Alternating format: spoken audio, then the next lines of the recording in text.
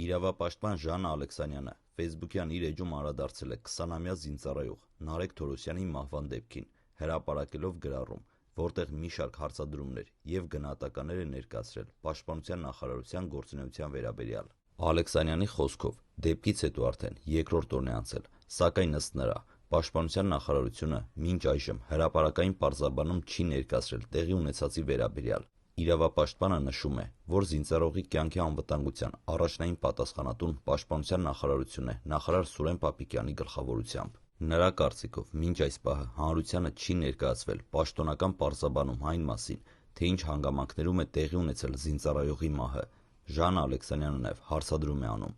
արդյոք նախարարը անձամբ այցելել է Զորամաս դեպքի հանգամանքներին տեղում ծանոթանալու համար, նշելով, որ ինքը այդպիսի տեղեկություն չունի։ Իրավապաշտպանը գրում է, որ նման դեպքերում հանրությունը սպասում է ոչ միայն ցավակցային խոսքերի, այլ նաև պատասխանատու գերատեսչության, հատուկ արձագանքին և տեղեկատվություններին։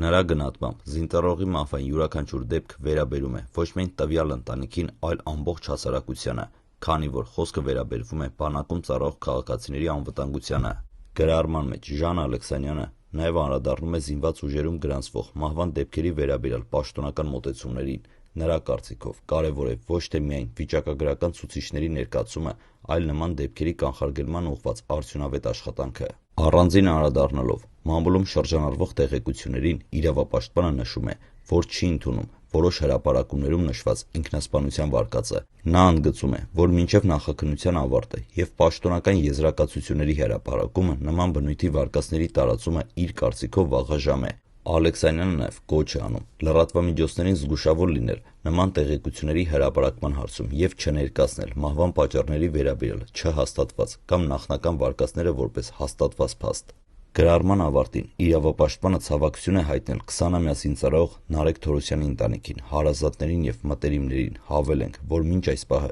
իրավապահ մարմինները շարունակում են դեպքի առթիվ իրականացվող վարույթը, մահվան պատճառների և դեպքի հանգամանքների վերաբերյալ վերջնական եզրակացություններ կհրապարակվեն միայն քննության ավարտից հետո։